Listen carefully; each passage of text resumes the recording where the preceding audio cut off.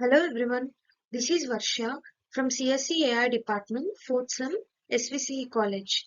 In this session, we'll discuss about process management. Our agenda: what is process, how a process look in memory, characteristics of process, process management, advantages and disadvantages. What is process? Process is a program in execution.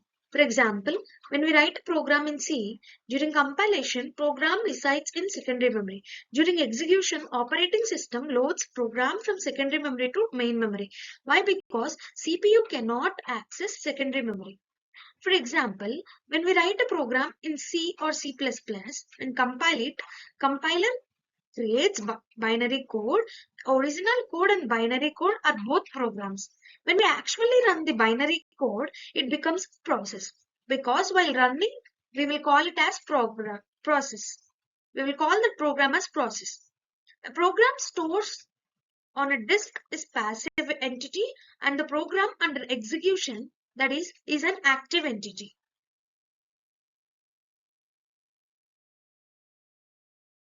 A process needs resources like CPU time, memory, files, input-output devices for its execution. These resources are given to process when it is created or at runtime. When the process terminates, operating system reclaims the resources. The CPU executes one instruction of the process after another until the process completes. A multi-threaded process has multiple program counters, each pointing the next instruction to execute for a given. Let us see how does a process look like in memory. In this figure, we can see four components. One is stack, heap, data, and text. Explanation of process. Text session. A process, sometimes known as text section, also includes the current activity represented by the value of program counter. Program counter contains the starting address of next instruction. Now let us go to the stack. Stack contains temporary data such as function parameters, return address, and local variables. Data section. When we go to data section, it contains the global variable. Global variables are variables that can be accessed during entire the program. Heap session. When we go to heap session, dynamically allocated memory to process during its runtime. Let us see attributes or characteristics of a process. A process has following attributes, that is process ID, process state, CPU registers, account information, input output status information, CPU scheduling information. When we go to process ID, as we have the unique ID, each and every process have a unique identifier assigned by the operating system. When we go to process state, it determines whether it can be ready or running or etc. When we go to CPU registers, like the program counter, CPU registers must be saved and restored when a process is swapped in and out of the CPU. Account information. Amount of CPU used for process execution, time limits, execution ID, etc. Input-output status information. For example, devices allocated to process, open files, etc. These will be stored in input-output status information.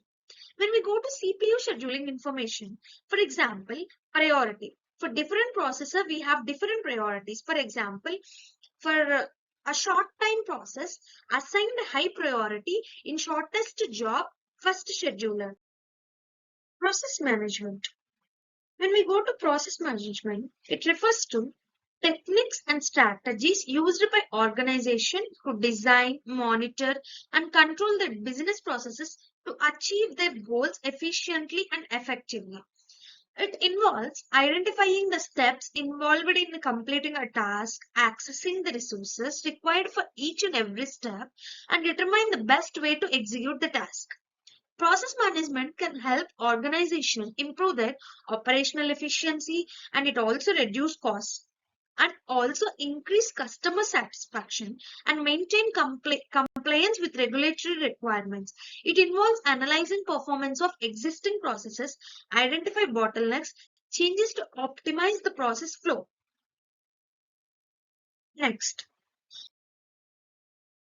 if operating system supports multiple users, then services under this are very important. In this regard, operating system have to keep track of all completed processes, schedule them and dispatch them from one after another.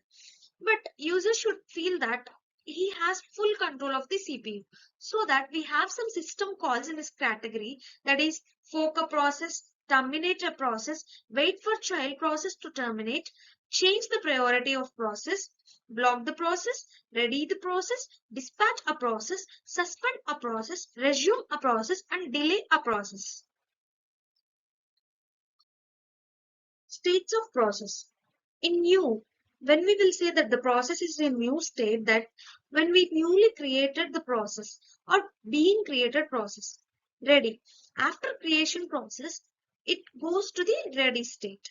When we will say that it is in run state, currently running process in CPU. Wait or block.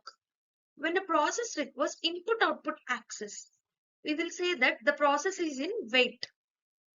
And when the process complete its execution, we will say that it is in complete or terminated state. Suspended ready. In this case, when the ready queue becomes full, some processes are moved to a suspended ready state. Suspended block. When the waiting queue becomes full, we will say that it is in suspended block state.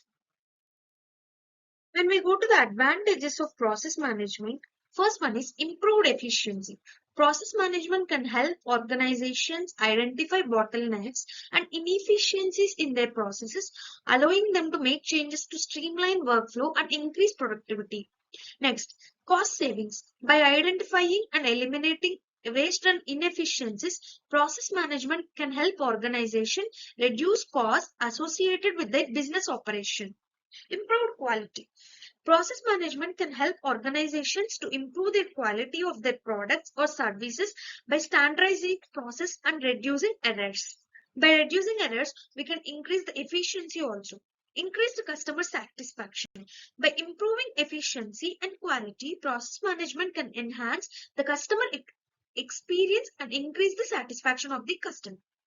Compliance with regulation. Process management can help the organization with regulatory requirements by ensuring that process documented, controlled, and monitored. Disadvantages of process management. Time and resource intensive. Implementing and maintaining process management initiatives can be time consuming and require significant resources.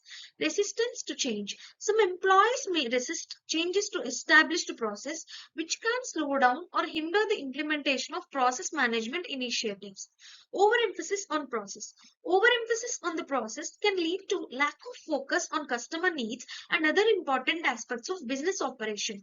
Difficulty in measuring results. Measuring the effectiveness of process management initiatives can be difficult, making it challenge determines their impact on organizational performance. Thank you.